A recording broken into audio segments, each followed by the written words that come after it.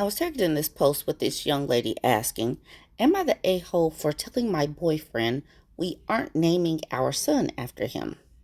She says, this is what he sent me the next morning after I tried to tell him that I didn't want to name our son after him because there are already so many in his family with his name, and I want our son to be his own person. I told him we should pick a different first and middle name since my boyfriend's last name would be on the birth certificate either way. Here's the message from the man saying, I'm glad we had that talk because it made me realize that you think you're entitled to be the sole creator of my kids, and it hasn't been that way for thousands of years. And you're brainwashed into thinking that my kids would be mainly yours to decide what happens to them. Women have every reproductive right in the world, and the guy has no say in anything, and it shouldn't be that way.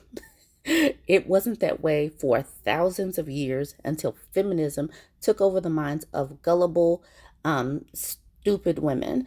What happens to my kids is my decision because they come from my balls. They come from my body into yours to be grown. If I can't have a son named after me, I can't be with you. That whole attitude of if I didn't want you in the room or involved in me giving birth, then I could, and you don't have a say in what goes on the birth certificate is completely disgusting and disrespectful. When I have kids, they'll be raised on traditional values. It's not forcing them to be someone they're not.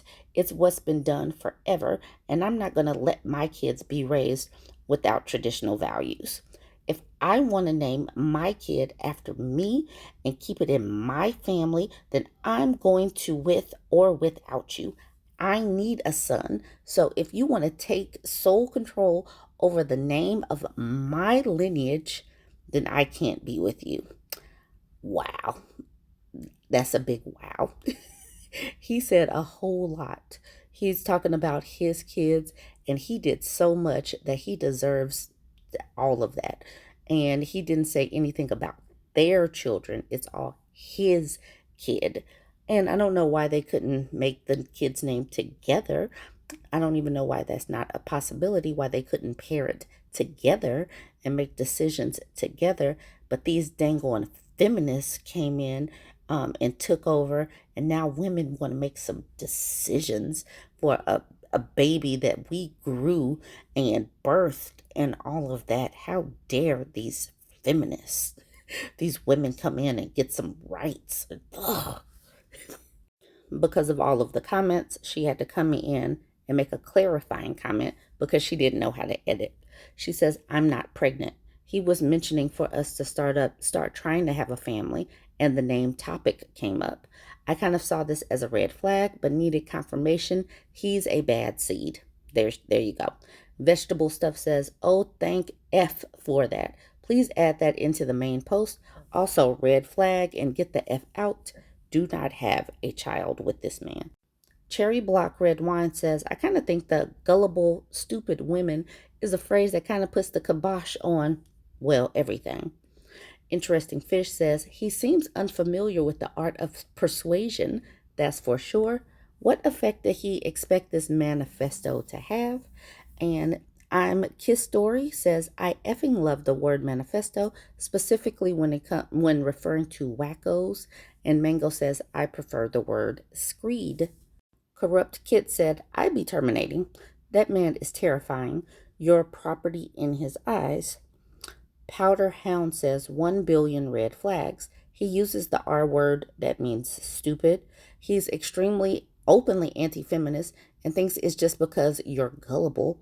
He's mad because you want to take sole control of his lineage when that's exactly what he's trying to do. Classic abuser behavior. Darvo, deny, attack, reverse victim, and offender. Doe Bite says, any man who talks feminism is a red flag.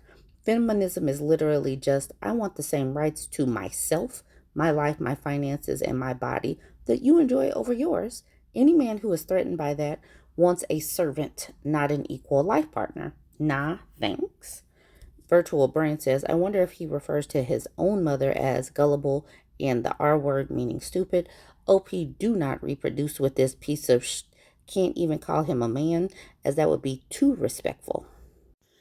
Maverick says, I would be very concerned if a man thought feminism was just for women, but this bozo thinks feminism is just for the gullible, dumb women.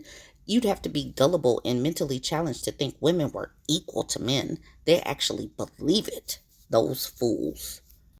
So, Civil Investment says, I would like to believe that you cut your losses and broke up with him immediately after this text. What he said here is multitudes of red flags, and you need to run, not walk away from him.